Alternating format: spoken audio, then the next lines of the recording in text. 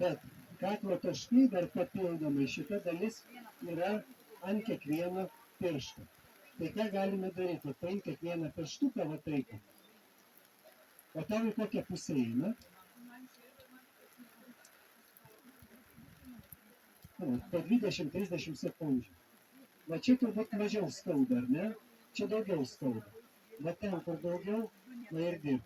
Lygiai tas pats ir su nykščiu, tau reikės va nuo čia iki čia.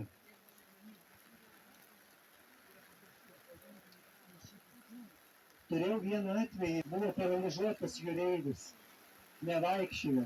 Tai mano mokinys pasivaikščiojo 5 mėnesius, pasiaukojo. Turiu knygoje įrašę šitą atvejį. Jis po 5 mėnesių akupunktūros pradėjo iš lėto vaikščioti. Dar po kelių mėnesių jau yra laukai išeidavo. Net leido tau dar kaklą? Kaip kaklas? Va, duodamas važiuotis. Gerai. Kirkšnies limfmazgiai. Ir va dabar imu lazdutę spaudau čia ir šičia. Kur bus skaudu, sakykit. Čia, čia,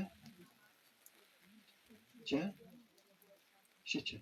Va, skausmas parodė, va dabar spaudykit čia, ant tos rankos bus kitoj pusė. Čia bus kirkšnų sritis. Čia mažiau skaudu, iki centimetro. Čia yra gimda. Kiaušidės, va čia iš šono, iš šitų pusių.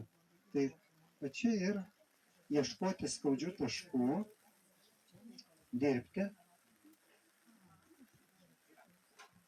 O, skolinu lazdelę ir jūs dirbti. Turime raukšlelę, štai šitą.